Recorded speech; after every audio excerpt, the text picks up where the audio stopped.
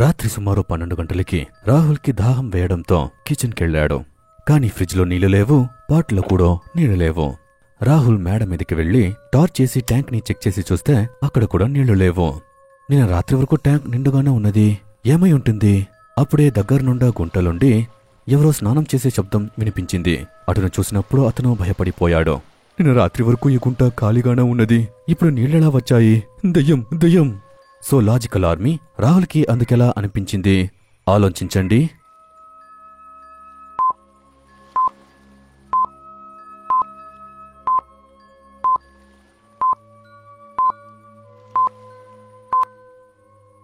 చుట్టుపక్క ఎక్కడా కూడా తడనేదే లేదు, అంటే వర్షం పడలేదు. ఇంకా నిన్న రాత్రి వరకు గుంట ఖాళీగా ఉన్నది, ఇప్పుడు నీళ్ళెలా వచ్చాయి? రాహుల్ ఎంతో భయపడిపోయాడు. వెంటనే కిందికి దిగి వచ్చాడు. తర్వాత తన గది తలుపుని లాక్ చేసి ఒక మూలన దాక్కున్నాడు. రాహుల్ ఎంతగానో భయపడిపోయాడు. ఆ తర్వాత ఎలాగోలా లేచి నుంచోని ఆ గదిలో ఉన్న ఫ్యాన్ని ఆన్ చేశాడు. కాని ఫ్యాన్ తిరగగానే తన గదిలో దయ్యం ఉందని సంగతి అర్థం చేసుకున్నాడు. లాజికల్ ఆర్మీ, రాహుల్కి తన గదిలో దయ్యం ఉందని ఎందుకనిపించింది? ఆలోచించండి.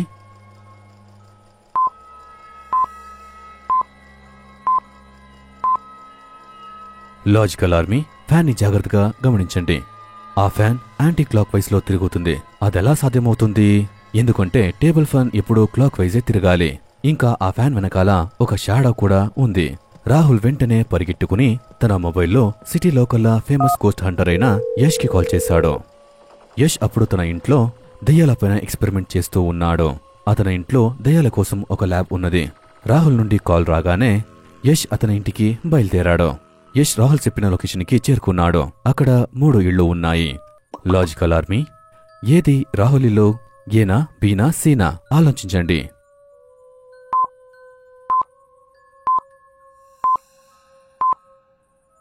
జాగ్రత్తగా చూడండి లాజికల్ ఆర్మీ. ఆ గుంట 3వ ఇంటి దగ్గర ఉన్నది, అంటే అదే రాహుల్ ఇల్లనే మాట. యష్ ఇంటి లోపలికి వెళ్లాడు. కాని రాహుల్ ఎక్కడ కనిపించలేదు. యష్ ఎంతోసేపు ఇల్లంతా వెతికాడు, కాని రాహుల్ ఎక్కడా కనిపించలేదు. ఆ తర్వాత యష్ ఒక చీకటి గదిలోకి వెళ్లాడు. లైట్ ఆన్ చేయగానే రాహుల్ అక్కడే ఉన్నాడని అతనికి అర్థమైంది. లాజికల్ ఆర్మీ, యష్ కి ఎలా తెలిసింది రాహుల్ ఈ గదిలోనే ఉన్నాడని? ఆలోచించండి లాజికల్ ఆర్మీ.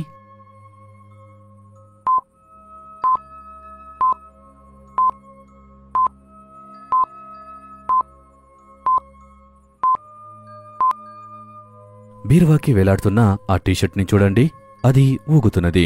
ఆ గదిలో ఫ్యాన్ కూడా ఆఫ్లో ఉన్నది. ఇంకా అక్కడ గాలే లేదు. దానికి తోడు వేరే ఏ వస్తువు కదలట్లేదు. అంటే రాహుల్ ఆ బీరువాలోనే దాక్కున్నాడు. బీరువా తలుపు మూయడం వల్ల టీషర్ట్ కదులుతూ ఉన్నట్టుంది. యష్ తలుపు తెరిచి చూస్తే రాహుల్ బీరువాలో బట్టల వెనక దాక్కున్నాడు. మీరు వచ్చేశారా? నేను దయ్యమనుకున్నా. తర్వాత యష్ ని తన గదిలోకి తీసుకెళ్లాడు. కాని యష్ పారానార్మల్ వాచ్ లో రెడ్ సిగ్నలే రాలేదు, అంటే అక్కడ దయ్యం లేదు. ఆ తర్వాత యష్ రాహుల్తో కలిసి సీసీటీవీ ఫుటేజ్ ని చూస్తూ ఉన్నాడు. యష్ ఆ ఫుటేజ్ లో రాహుల్ బాత్రూం నుండి రాగానే నేరుగా మేడ మీద వెళ్లడం చూశాడు. యష్ రాహుల్తో కలిసి బాత్రూమ్ ని చూడడానికి వెళ్లాడు. కాని బాత్రూం దృశ్యాన్ని చూసి దయ్యం కూడా బాత్రూంకి వెళ్ళిందని యష్ కి అర్థమయ్యింది. సో లాజికల్ ఆర్మీ, దయ్యం కూడా బాత్రూంకి వెళ్ళిందని యష్ కి ఎలా తెలిసింది? ఆలోచించండి.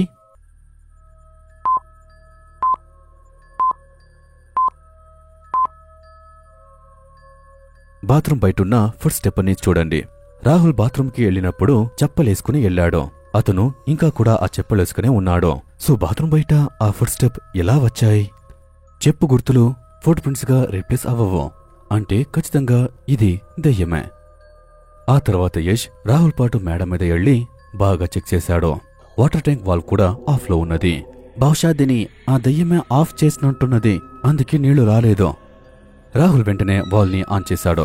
ఇలా చేయగానే కిచెన్ నుండి బాత్రూం నుండి నీళ్లు కారే శబ్దం వినిపించింది. బహుశా కిచెన్ లో ట్యాప్ ఆన్ అయి ఉండొచ్చు, నేను ఆఫ్ చేసి వస్తాను. రాహుల్ కిచెన్ కి పరిగెట్టుకుంటూ వెళ్లాడు. అక్కడ చూస్తే ట్యాప్ ఆన్ లో ఉండడం వల్ల నీళ్లు కారుతూ ఉన్నాయి. రాహుల్ కొంచెం నీళ్లు తాగి ఆ ట్యాప్ ని ఆన్ చేశాడు. ఆ తర్వాత బాత్రూమ్ కి వెళ్లాడు, ఎందుకంటే అక్కడ కూడా నీళ్లు కారుతూ ఉన్నాయి. కాని రాహుల్ బాత్రూమ్ కి వెళ్లగానే గట్టిగా అరిచేశాడు, దయ్యం దయ్యం, తొందరగా రండి, దయ్యం. యష్ వెంటనే బాత్రూంకి వచ్చాడు. అతనికి ఆ దయ్యం ఎక్కడున్నదో అర్థమైపోయింది. లాజికల్ ఆర్మీ, ఆ దయ్యం ఎక్కడున్నదో మీరు చెప్పగలరా? ఆలోచించండి.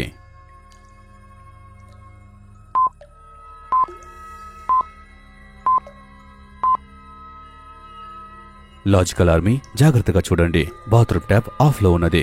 ఆయన నీళ్లు పడుతూ ఉన్నాయి. అదెలా సాధ్యమవుతుంది అంటే ఇది ఖచ్చితంగా ఆ దయ్యం పనే. అప్పుడే యష్ వాచ్ బ్లింక్ అయ్యింది. యష్ వెంటనే ఆ దయ్యం ఉన్న లొకేషన్ ని ట్రాక్ చేశాడు. దయ్యం 10 మీటర్స్ కింద ఉందని ఆ వాచ్ చెప్పింది. యష్ చాలా కన్ఫ్యూజ్ అయిపోయాడు. అతనికి ఏదో తేడాగా అనిపించింది. లాజికల్ ఆర్మీ యష్ ఆ లొకేషన్ ని చూసి ఎందుకు కన్ఫ్యూజ్ అయ్యాడో ఆలోచించండి.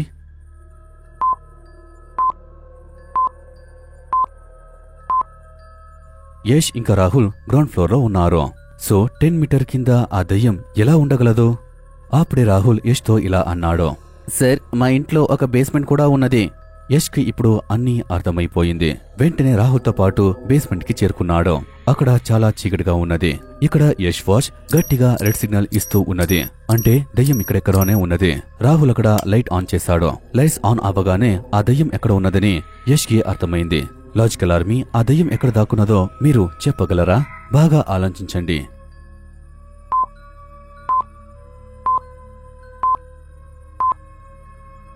బేస్మెంట్ లో అంతా నార్మల్ గానే ఉన్నది. కానీ టేబుల్ కింద ఉన్న ఆ చెక్క ముక్కని చూడండి. ఆ చెక్క ముక్క గాలిలో తేలుతూ ఉంది. ఇదెలా సాధ్యమవుతుంది? అంటే ఆ దయ్యం టేబుల్ కింద దాక్కు ఉన్నది. దయ్యాన్ని పట్టుకోవడానికి యష్ గన్ని తీయగానే ఆ దయ్యం చెక్క ముక్కని విసిరి యష్ ని కొట్టింది. దీనివల్ల యష్ చేతిలో ఉన్న గన్ కింద పడిపోయింది. ఇదే అవకాశం అనుకోని ఆ దయ్యం బేస్మెంట్ నుండి పారిపోయింది. యష్ వెంటనే తన గన్ను తీసుకుని ఆ దయ్యాన్ని ఫాలో అవుతూ ఉంటాడు. యష్ ఆ దయ్యాన్ని ఫాలో చేస్తూ చేస్తూ శ్మశానానికి చేరుకున్నాడు. యష్ వెంటనే ఆ దయ్యం లొకేషన్ ని ట్రాక్ చేశాడు. ఆ దయ్యం అక్కడికి 50 మీటర్లోనే ఉన్నది. ఈ శ్మశానం కూడా 50 మీటర్లు ఉంటుంది. అంటే దయ్యం శ్మశానంలోనే ఉంది. యష్ ఒక్కొక్కటిగా అన్ని సమాధుల్ని చెక్ చేశాడు. ఫైనల్ గా 3 సమాధులపైన అతనికి సందేహం కలిగింది. లాజికల్ ఆర్మీ మీరు చెప్పగలరా ఏ సమాధిలో దయ్యం ఉందని? బాగా ఆలోచించి మీ ఆన్సర్ ని కామెంట్ చేయండి.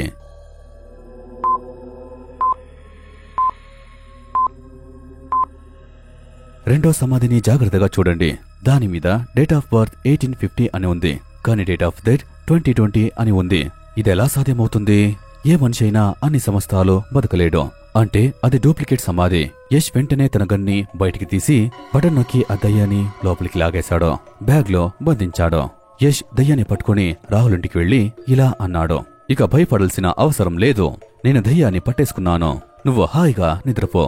ఆ తర్వాత యష్ బైక్ మీద కూర్చుకుని ఇంటికి వెళ్లాడు. రాహుల్ ఇంటి నుండి యష్ ఇంటికి వెళ్లడానికి 3 దారిలో. మొదటి దారి అడవి గుండా వెళ్తూ ఉంటాయి. కానీ ఆ దారిలో ఒక డేంజరస్ డ్రాకులా ఉంది. రెండో దారి షార్ట్ కట్ దారి. కానీ ఇది బాగా చీకటిగా ఉంటాయి. అందువల్ల అక్కడ ఏమీ కనిపించదు. మూడో దారి నది పక్క గుండా వెళ్తూ ఉంటాయి. కానీ ఇప్పుడు వాటర్ లెవెల్ చాలా హైగా ఉంది. ఇందువల్ల యష్ నీళ్ళలో పడిపోవచ్చు. సో లాజికల్ ఆర్మీ ఇప్పుడు యష్ ఏ దారిని తీసుకోవాలి?